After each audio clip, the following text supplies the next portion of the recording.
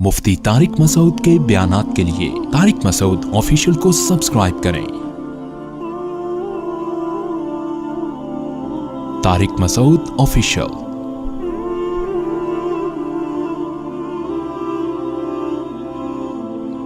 انفقوا مما رزقناکم، اے ایمان والوں جو رزق ہم نے تمہیں دیا ہے اسے ہماری راہ میں خرچ کرو، من قبل ان یاتی یوم لا بیع فیہ ولا خلۃ ولا شفاعہ، ایک دن آنے والا ہے کہ کوئی خرید و فروخت نہیں ہوگی، کوئی دوستی کام نہیں آئے گی اور کوئی شفاعت کام نہیں آئے گی۔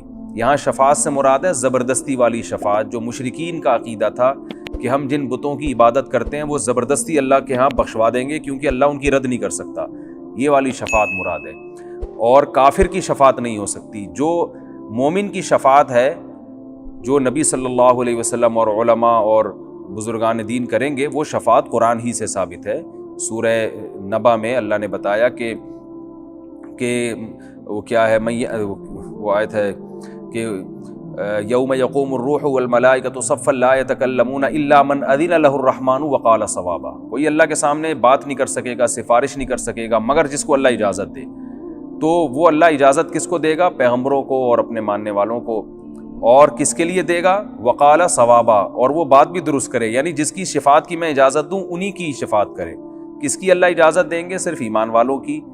اور کتنی اجازت دیں گے؟ وہ اللہ قیامت میں خود اس کی حد بندی کریں گے، لیکن کافر کی شفاعت نہیں ہو سکتی، اور شفاعت قہری نہیں ہو سکتی کہ آپ شرک کریں اور آپ یہ سمجھیں کہ یہ جو معبود ہے یا جو بزرگ ہیں جن کی عبادت کر رہا ہوں یہ مجھے زبردستی بخشوا دیں گے اور اللہ ان کی رد نہیں کر سکتا، ایسا نہیں ہے۔ اسی پارے میں آیت الکرسی بھی ہے، اللہ نے اپنی حمد و ثنا کی ہے، اللہ لا الہ الا هو الحی القیوم، اللہ وہ ذات ہے جس کے سوا کوئی عبادت کے لائق نہیں، زندہ ہے، ہر چیز کو تھامنے والا ہے۔ میں چونکہ اس کا لفظ بلفظ ترجمہ اس لیے کر رہا ہوں کہ آیت الکرسی بہت پڑھی جاتی ہے اور حدیث میں اس کی بہت فضیلت ہے۔ آپ صلی اللہ علیہ وسلم نے فرمایا اس سے افضل آیت پورے قرآن میں نہیں ہے۔ فرض نماز کے بعد آپ صلی اللہ علیہ وسلم نے فرمایا جو پڑھے گا اسے جنت میں جانے سے کوئی چیز نہیں روک سکتی۔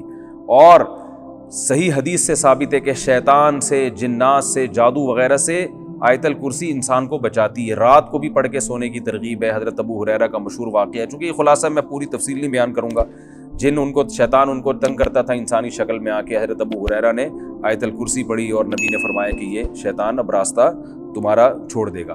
تو شیطان آیت الکرسی سے ڈرتا ہے، تو یہ رات کو بھی سوتے ہوئے پڑھنی چاہیے، دم کرنا چاہیے اس کا اپنے اوپر، اور نمازوں میں بھی اس کی پابندی کرنی چاہیے۔ تو یہ جو آج کل جھوٹے روحانی عاملین بنے ہوئے ہیں نا، الٹی سیدھی چیزیں بتا رہے ہوتے ہیں، ان کے پاس جانے کی ضرورت نہیں ہے۔ کسی پہ جن ہو یا کوئی ایسا مسئلہ ہو، جادو، آیت الکرسی پڑھ کے اس پہ دم کریں۔ تو اللہ وہ ذات ہے جس کے سوا کوئی عبادت کے لائق نہیں۔ اور یاد رکھیں جتنا مفہوم ذہن میں رکھ کے جب دم کریں گے تو زیادہ فائدہ ہوگا، اور مفہوم ذہن میں رکھ کے پڑھیں گے تو زیادہ ثواب ملے گا۔ اللہ لا الہ الا ہو، اللہ وہ ذات ہے جس کے سوا کوئی عبادت کے لائق نہیں، الحی، زندہ ہے، القیوم، ہر چیز کو تھامنے والا ہے، لا تأخذہ سنۃ، اسے نہ اونگ آتی ہے، ولا نوم، اور نہ نیند آتی ہے، لہ ما فی السماوات وما فی الارض، اسی کے لیے ہے جو کچھ آسمانوں میں اور جو کچھ زمین میں، من ذا الذی یشفع عندہ الا باذنہ، کون ہے جو اللہ کے سامنے کسی کی سفارش کر سکے سوائے اس کی اجازت کے؟ جس کی اللہ اجازت دے گا تو اس کی تو سفارش ہو سکتی ہے، باقی کسی کی نہیں ہو سکتی، کسی میں دم نہیں ہے۔ یعلم ما بین ایدیہم وما خلفہم، جو کچھ لوگوں کی ماضی میں ان سے پہلے گزر چکا اللہ وہ بھی جانتا ہے، اور جو ان کے سامنے ہے بعد میں آنے والا ہے اللہ وہ بھی جانتا ہے۔ ولا یحیطون بشیء من علمہ الا بما شاء، اللہ تو سب کچھ جانتا ہے لیکن لوگ اللہ کے علم میں سے کسی بھی چیز کا احاطہ نہیں کر سکتے۔ اللہ کے پاس جو علم ہے اس میں سے کچھ بھی حاصل نہیں ہو سکتا الا بما شاء، مگر جتنا اللہ چاہے۔ تو آج دنیا میں جتنی بھی نالج ہے وہ اللہ کے علم کا اربواں اور کروڑواں حصہ بھی نہیں ہے، اور یہ بھی وہ ہے جو اللہ نے چاہا ہمیں دے دیا۔ وسیع کرسیہ السماوات والارض، اس کی جو بادشاہت کی کرسی ہے وہ آسمانوں اور زمینوں پہ پھیلی ہوئی ہے۔ ولا یؤودہ حفظہما، اور آسمانوں اور زمینوں کی حفاظت اللہ کو تھکاتی نہیں ہے۔ وَهُوَ الْعَلِيُّ الْعَظِيمُ، وہ بلند مرتبے والا اور عالی شان ہے۔ یہ آیت الکرسی ہے جس کا میں نے آپ کو ترجمہ بتایا، آپ ترجمہ کے ساتھ اس کو یاد کریں اور پھر پڑھیں گے تو انشاءاللہ زیادہ فائدہ ہوگا۔ اسی صورت میں اللہ نے یہ بھی بتا دیا لا اکراہ فی الدین، دین میں زبردستی نہیں ہے۔ اسلام میں کافر کو گن پوائنٹ پہ مسلمان نہیں کیا جا سکتا۔ فقط تبین الرشد من الغی، اس لیے کہ اللہ فرماتے ہیں سیدھا راستہ اور غلط راستہ بالکل واضح ہے، اسلام اور کفر بالکل واضح ہے، تو اب گن پوائنٹ پہ کسی کو مسلمان بنانے کی ضرورت ہی نہیں ہے۔ اور جو ہے اتنا واضح ہے کہ جو بھی اس اسلام کے راستے کو فالو نہیں کرے گا وہ اپنی ہاتھوں سے اپنے آپ کو جہنم کے گڑھے میں ڈال رہا ہے، یعنی ہم نے حق اور باطل میں کوئی کنفیوژن چھوڑی نہیں ہے۔ اور آج بھی آپ دیکھ سکتے ہیں اسلام کے حکام کو آپ کمپیئر کریں دیگر مذاہب سے تو دودھ کا دودھ پانی کا پانی ہو جائے گا۔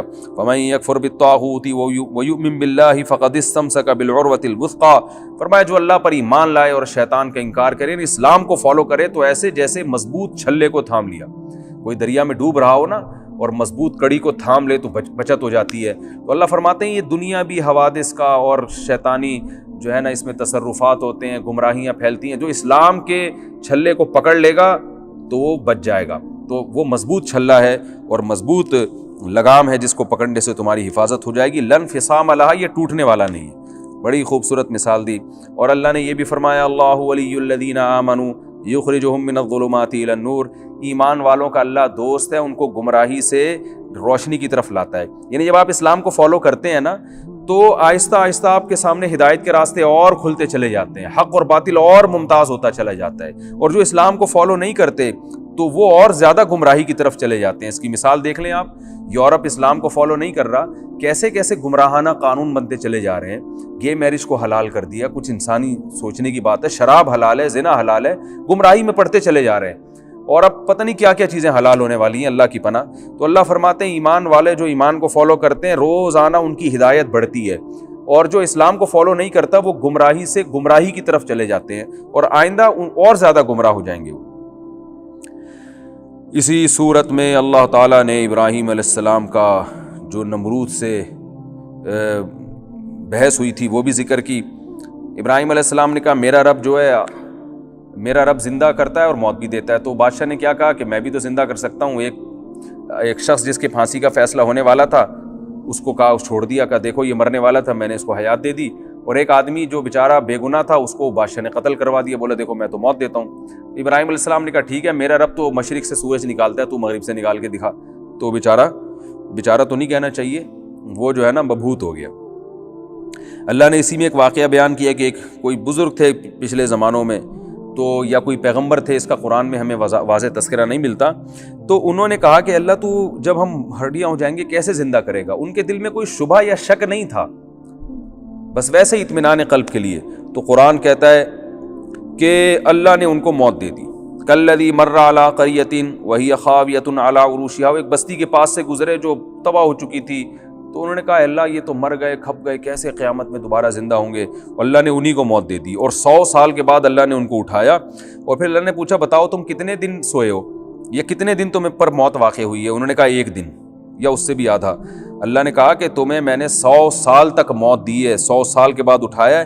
فانظر الی طعامک و شرابک لم یتسنى، اپنا کھانا اور پینا دیکھو ذرا بھی خراب نہیں ہوا، 100 سال تک اللہ نے اس کی بھی حفاظت کی۔ وانظر الی حمارک، اور اپنے گدھے کی طرف دیکھو، گدھا جو ہے نا مر کے ہڈیوں کا ڈھانچہ بن چکا تھا، اللہ نے اسے زندہ کر دیا۔ کہا یہ اپنے گدھے کی طرف دیکھو۔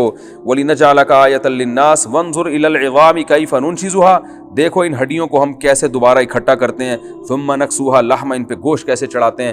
ان بزرگ یا جو پیغمبر تھے یا بزرگ تھے، قرآن میں اس کا تذکرہ نہیں ہے، انہوں نے دیکھا تو وہ ساری بوسیدہ ہڈیاں جمع ہوئی ہیں اور پورا گدھا دوبارہ گدھا بن کے کھڑا ہو گیا۔ تو اللہ نے فرمایا جو گدھے کو دوبارہ زندہ کر سکتا ہے وہ انسانوں کو کیوں زندہ نہیں کر سکتا؟ اس طرح سے میں زندہ کروں گا۔ پھر ابراہیم علیہ السلام کا بھی اللہ نے تذکرہ کیا۔ ابراہیم علیہ السلام نے اللہ سے پوچھا اللہ تو مردوں کو کیسے زندہ کرے گا؟ اللہ نے فرمایا ابراہیم کیا تجھے یقین نہیں ہے؟ قال بلا ولکن لیطمئن قلبی، کیوں نہیں ہے اللہ، مجھے تیرے وعدوں پر یقین ہے، بس میں چاہتا ہوں اور اطمینان ہو جائے۔ تو اللہ نے کہا خذ اربعۃ من الطیر، اے ابراہیم آپ 4 پرندوں کو لیں، فصرہن الیک، کسی مخصوص آواز سے ان کو مانوس کریں، پھر ان کو ذبح کر کے ان کے گوشت مکس کر کے 4 پہاڑوں پہ، چاروں کناروں پہ، چاروں طرف ان کے ٹکڑے مکس کر کے ڈال دیں۔ پھر کیا کریں آپ کہ ثم اجعل علی کل جبل منہن جزءا ثم ادعہن، پھر جس آواز سے جس پرندے کو مانوس کیا وہ آواز نکالیں۔ جیسے ابراہیم علیہ السلام آواز نکالتے، چاروں پہاڑوں سے اس خاص پرندے کی بوٹیاں اور پر اڑ کے جڑتے اور پرندہ وہ چلتا ہوا چلا آ جاتا ابراہیم علیہ السلام کی طرف۔ تو وَاعْلَمْ أَنَّ اللَّهَ عَزِيزٌ حَكِيمٌ، اللہ نے یہ منظر ابراہیم علیہ السلام کو دکھایا اور فرمایا یقین کر لے اللہ زبردست غالب ہے اور حکمت والا ہے، غالب کا مطلب جو چاہے کرتا ہے، مردوں کو بھی زندہ کر سکتا ہے، اور حکمت والے کا مطلب ہر ایک کو زندہ کر کے دکھائے گا نہیں وہ، کیونکہ ایسے سب کو اللہ دکھاتے پھر تو غیب پر ایمان تھوڑی رہا، پھر تو سارے کافر مسلمان ہو جائیں۔